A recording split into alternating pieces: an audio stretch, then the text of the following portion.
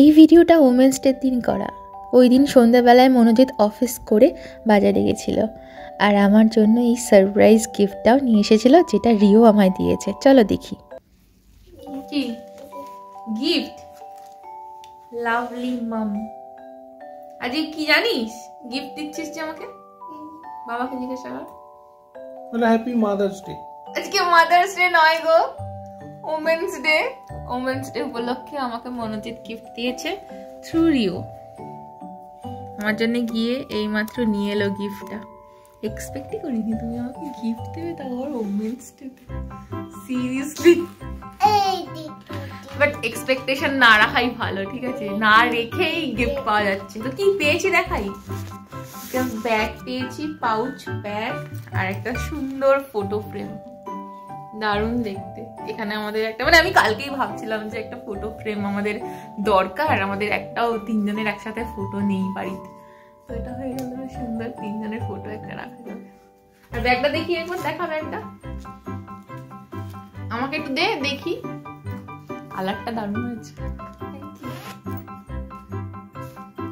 এই যে ভেতরটা এরকম একটা জায়গা রয়েছে, তো মেকআপ রাখার জন্য বা ফোন ক্যারি করার জন্য বেশ ভালো, মানে ফোন টুকিটাকি জিনিস নিয়ে জাস্ট কাছে পিঠে বেরোনোর জন্য বেশ ভালো। Thank you Rio, thank you.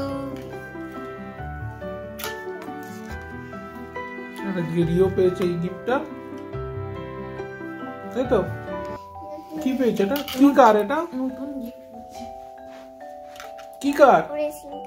হ্যাঁ, নাম কি?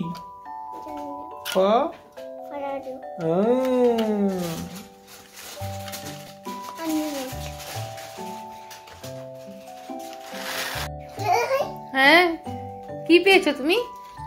নতুন বোতল, আগেরটারই মতন সেম, শুধু কালারটা হচ্ছে কি বলবো এটাকে, বাদামি না বেগুনি, বেগুনি কালার। কে নিয়ে এলো? বাবা নিয়ে এসেছে। আগের বোতলটা আমি একদম দফা রফা করে দিয়েছি বলে। রিও কোথায় দেবো না বললি এক্ষুনি? হ্যাঁ হ্যাঁ, ডিশওয়াশারে দেবো? দেবো কেন দেবো না?